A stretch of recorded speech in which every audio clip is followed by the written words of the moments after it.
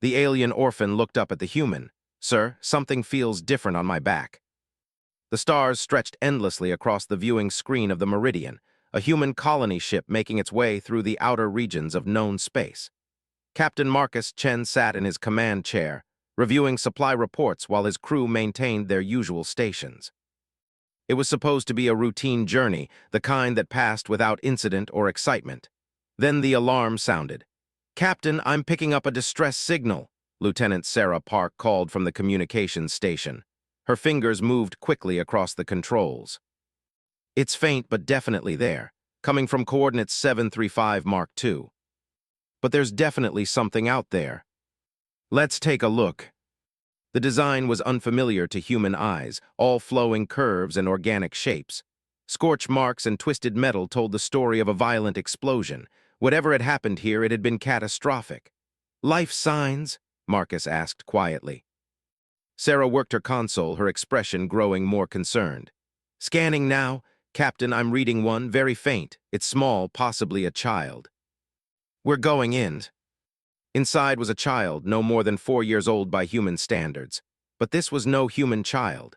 Her skin held a faint blue tint, and her eyes were larger than a human's, filled with terror.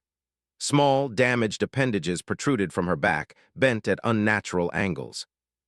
Wings, Marcus realized. This child had wings, or at least she should have. "Found her," Marcus spoke into his communicator. "Preparing for extraction." When Marcus finally managed to open the emergency hatch and reached inside, the child shrank away from him, making high-pitched sounds of fear. "It's okay," Marcus said softly, though he knew she couldn't understand his words. "I'm here to help." "You're safe now." Williams waited in the medical bay. She was a woman in her 50s with kind eyes and steady hands. When Marcus brought the child in, still wearing his space suit, Dr. Williams immediately began her examination. "She's severely dehydrated and malnourished," the doctor said, working quickly. "These wing structures on her back have significant damage. I'm reading her species identification from our database. She's Vexali, a rare spacefaring race from the Andromeda sector. They're known for their flight capabilities. But these wings, according to our limited data on Vexali biology, wing development occurs in early childhood. This damage may be permanent. She might never fly." Sarah appeared in the doorway. "Captain, I've analyzed the wreckage. It was a civilian transport vessel. From what I can determine, there were no other survivors. The ship's logs are destroyed, so we can't identify them, but—" She hesitated. "She's alone, sir." "What are our options?" Marcus asked. "The nearest Vexali settlement is 6 weeks away," Sarah reported. "We could alter course, but we're carrying time-sensitive medical supplies for the colony at New Harmony. Delaying could cost lives there. She would need someone to help her feel safe in this strange new environment." "I'll take responsibility for her," Marcus said. "Set up a space in my quarters, Doctor." "Williams, what does she need?" Marcus's quarters aboard the Meridian were modest but comfortable. He cleared a corner near his bunk, setting up a small sleeping area with soft blankets. When he brought the child in, she looked around with frightened eyes, pressing herself against the wall. "It's okay," Marcus said gently. He sat down on the floor, making himself less threatening by lowering his height. "You're safe here. I know you can't understand me, but I promise I won't hurt you." Marcus pulled out a small tablet and brought up the Vexali language files from the ship's database. The pronunciation was difficult, but he tried his best. "Kira," he said, reading from the tablet. It meant little one in her language. "Is that okay?" "Can I call you Kira?" He showed her the blankets, demonstrated how the lights worked, and brought her the special food Dr. Williams had prepared. Kira wouldn't eat at first, but eventually, hunger overcame fear. As the ship's artificial night cycle began, Marcus dimmed the lights in his quarters. Kira had moved slightly closer, no longer pressed against the wall. She was exhausted, her large eyes drooping despite her efforts to stay alert. "Sleep now," Marcus said softly in Vexali, checking the translation carefully. "You're safe." Then slowly, she reached for the blanket Marcus had offered earlier. She pulled it close, wrapping it around herself. Her damaged wings folded awkwardly against her back. Marcus settled into his own bunk, leaving a light on so Kira wouldn't wake in total darkness. Through half-closed eyes, he watched the small alien child finally surrender to sleep. Outside the viewport, stars continued their eternal dance across the void. Inside, a human captain and an orphaned alien child had taken their first steps toward an unexpected bond. Tomorrow would bring new challenges, but tonight, Kira was safe, warm, and no longer alone in the universe. Sometimes, Marcus thought as sleep claimed him, that was enough. The first morning brought new challenges. Kira woke screaming, her small body trembling with fear and confusion. For a moment, she didn't remember where she was or who the tall human standing near her was. Marcus approached slowly, speaking softly in the few Vexali words he had learned overnight. "Safe. You are safe." "Kira is safe." Williams had prepared something that would be familiar to Kira's taste. Slowly, carefully, Kira reached for the cup. Her small hands shook as she drank. When she finished, she looked at Marcus and spoke a single word in her language. "Thacker." The word meant thank you. His heart warmed. It was a small step, but an important one. Over the following days, Marcus established a routine. Every morning, he would wake and prepare breakfast for both of them. He learned which foods Kira preferred, discovering she loved the sweet purple fruit that grew on her home world. The ship's food synthesizer could create a close approximation, and Kira's face would light up each time Marcus brought it to her. Communication slowly improved. Marcus dedicated hours to learning Vexali words, and Kira began picking up basic human speech. She learned words like food, water, sleep, and thank you. But she also learned Marcus's name, though she pronounced it differently, and she started calling him Sir after hearing the crew use that title. "You don't have to call me Sir," Marcus tried to explain, but Kira seemed to prefer it. To her, it was a title of respect and safety. The human she called Sir was the one who saved her, who fed her, who kept her safe. The name stuck, Doctor. Williams visited daily to check on Kira's health. The child was growing stronger physically, her body recovering from the trauma and malnutrition. But the damaged wings on her back remained unchanged, small and twisted, nothing like the proud, functional wings adult Vexali possessed. "According to our research, Doctor," Williams explained to Marcus one evening, "Vexali wings developed during childhood through a combination of genetics and environmental factors. Young Vexali learned to fly through play and practice, but Kira's wings were damaged during a critical development period. Without proper growth now, she may never fly." Her damaged wings twitched slightly as she moved, as if trying to remember what they were meant to do. "There has to be something we can do," Marcus said. Dr. Williams sighed.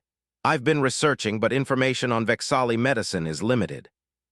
What I've found suggests that wing development responds to physical activity and emotional state.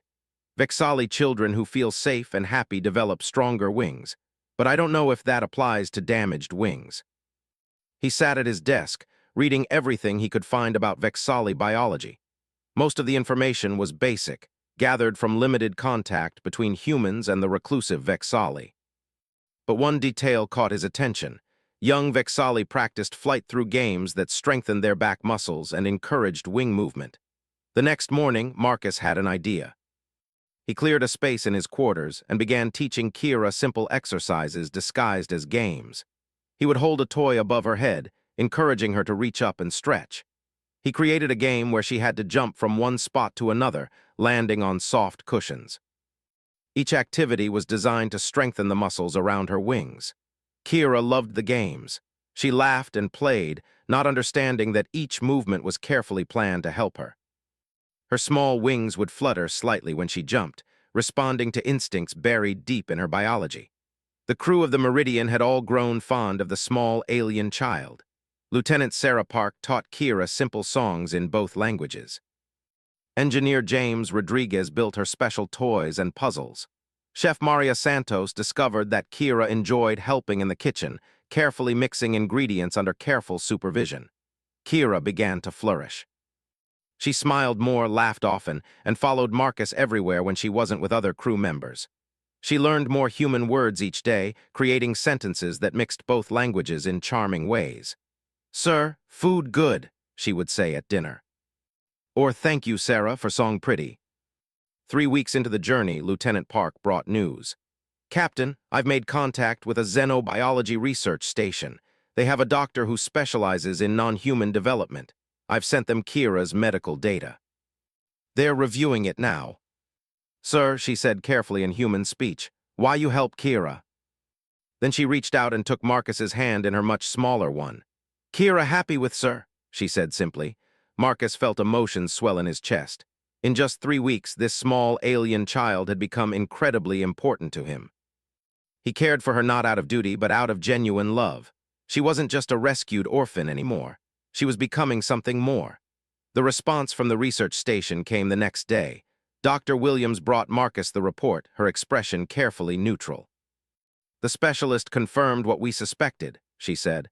The wing damage is severe, but he mentioned something interesting.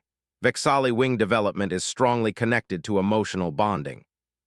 Young Vexali who form strong attachments to their caregivers show accelerated wing growth.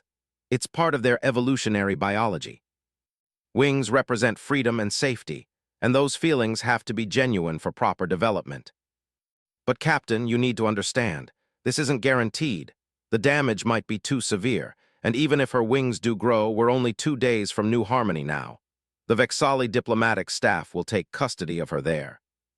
Kira deserved to be raised among her own people, to learn her culture and heritage. But the thought of saying goodbye felt like a physical pain. That night, as the ship traveled through the stars, Marcus held Kira as she fell asleep. Her small body was warm against his chest, her damaged wings folded against her back. She trusted him completely, this tiny being from another world.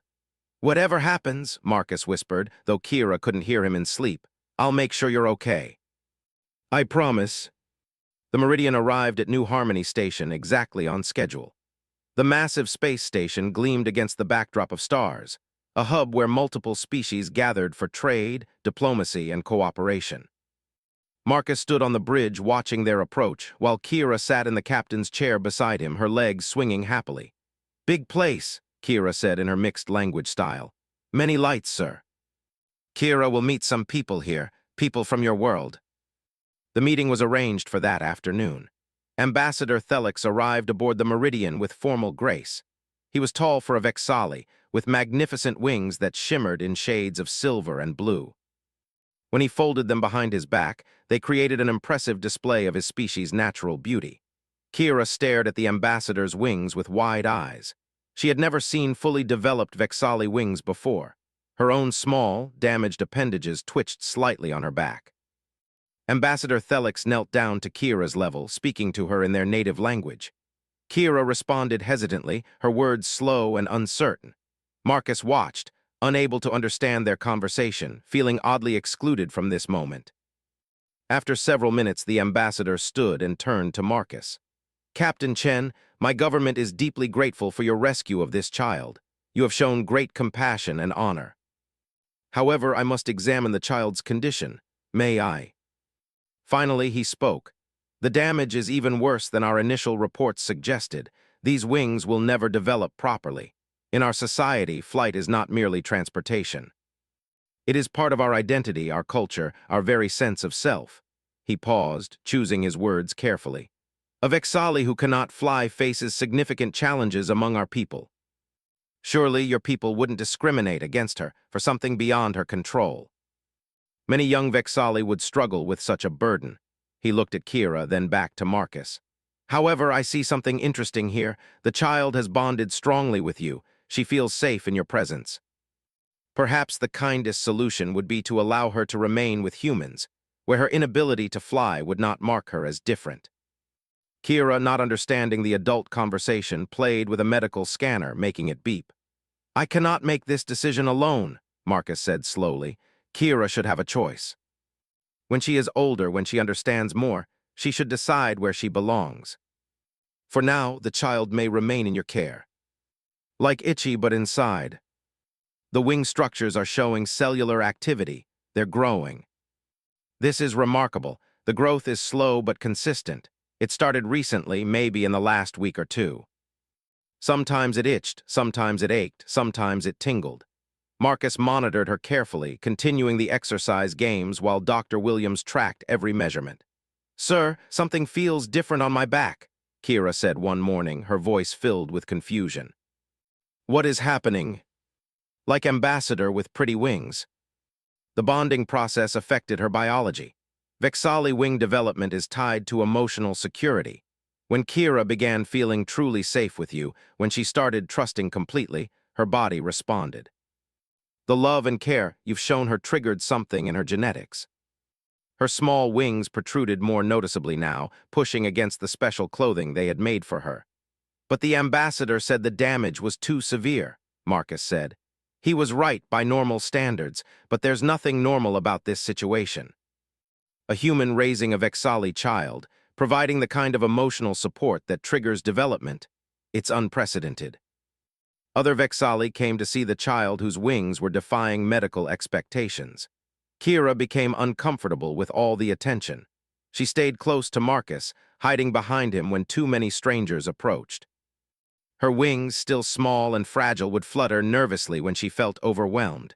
"Sir, too many people," she whispered during one particularly crowded gathering. "Kira wants to go home." The Meridian had become her home, and he had become her family. The Vexali who came to see her were strangers, regardless of their shared species. That evening, Marcus received a message from Ambassador Thelix requesting a private meeting. They met in one of the station's quiet observation lounges, with stars visible through the massive windows. "Captain Chen, what you have accomplished is extraordinary," Thelix began. "We have no records of damaged wings recovering like this. You have given this child something precious. They wish to meet Kira to potentially offer her a home among our people. She deserves to know her culture. Watching Kira interact with you, seeing how she trusts you and feels safe with you, I wonder if separation would harm her development.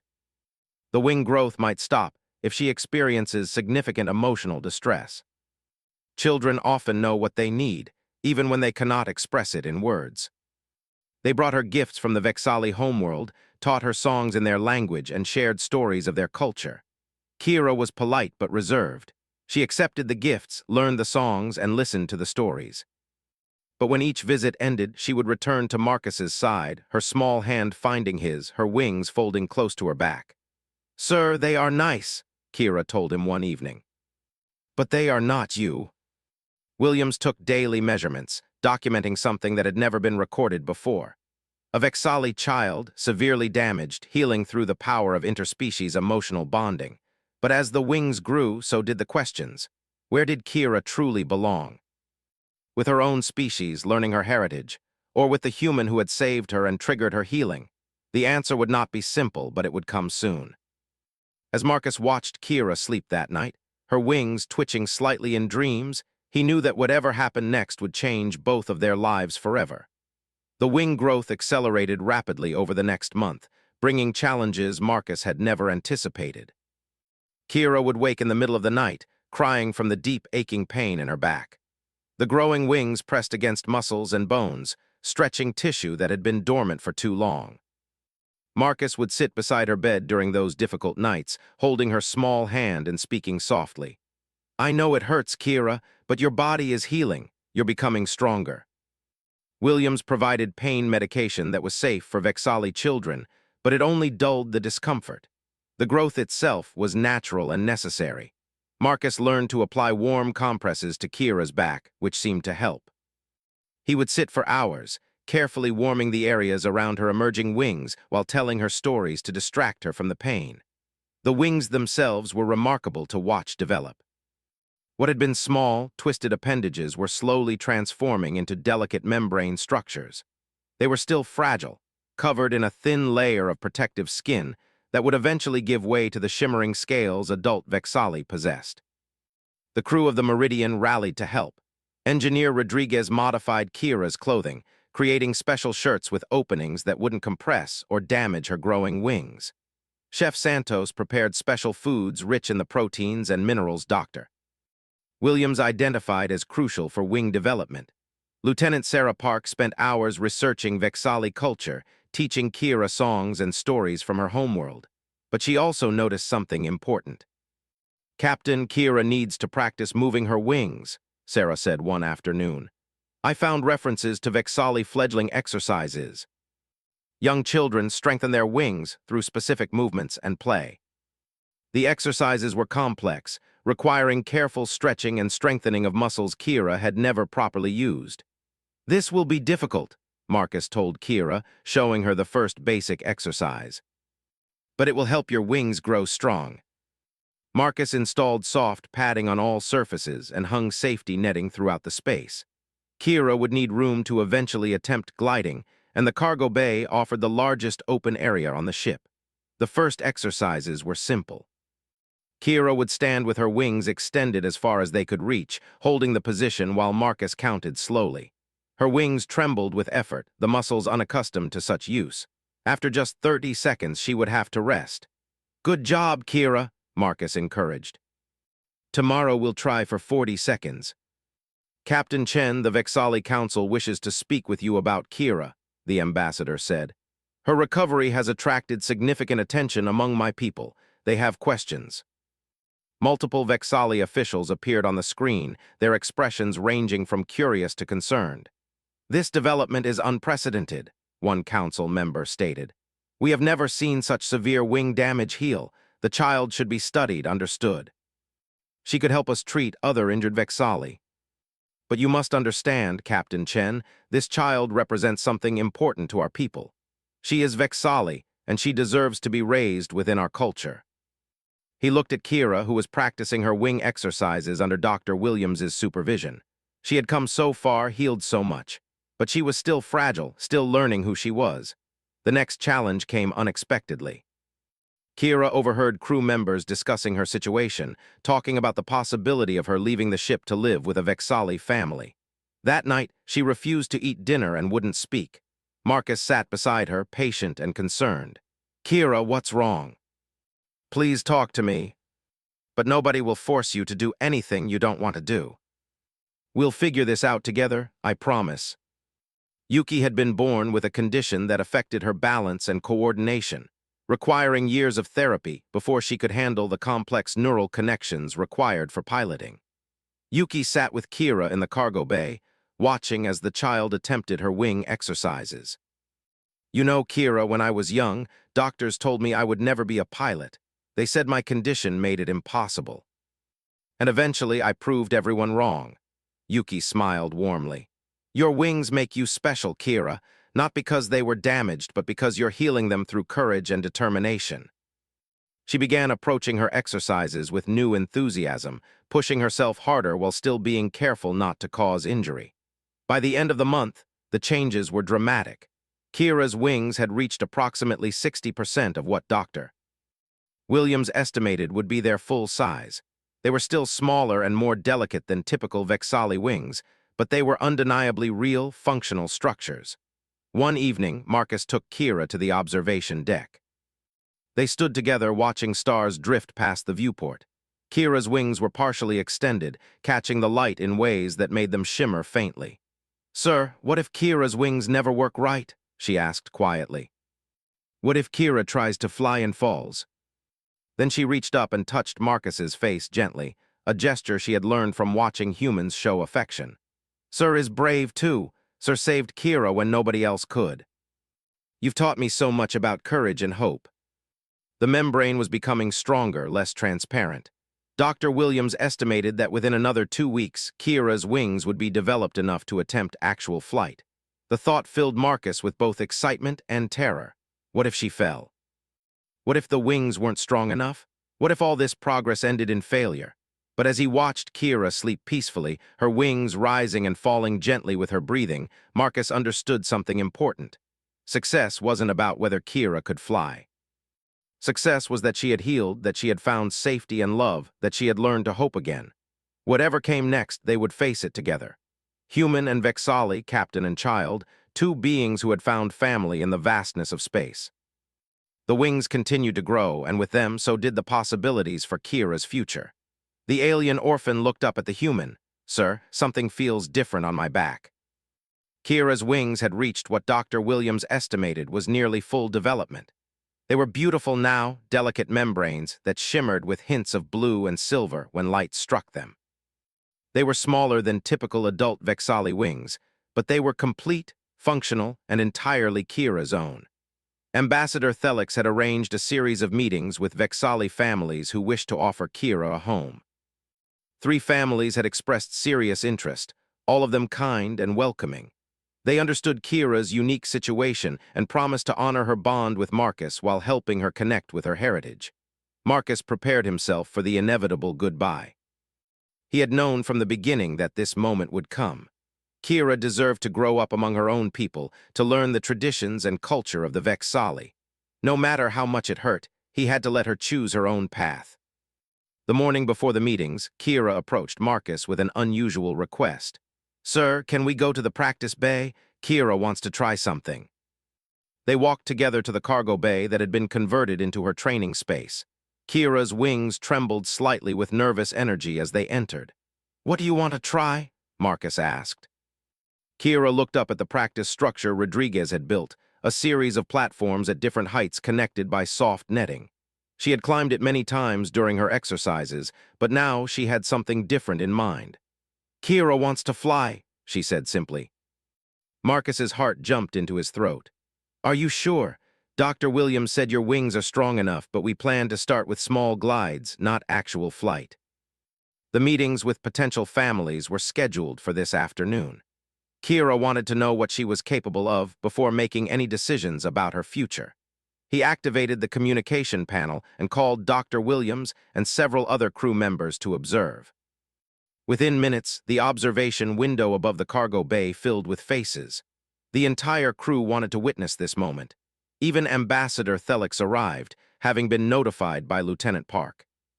Kira climbed the practice structure carefully, her small hands gripping each rung while her wings stayed folded against her back.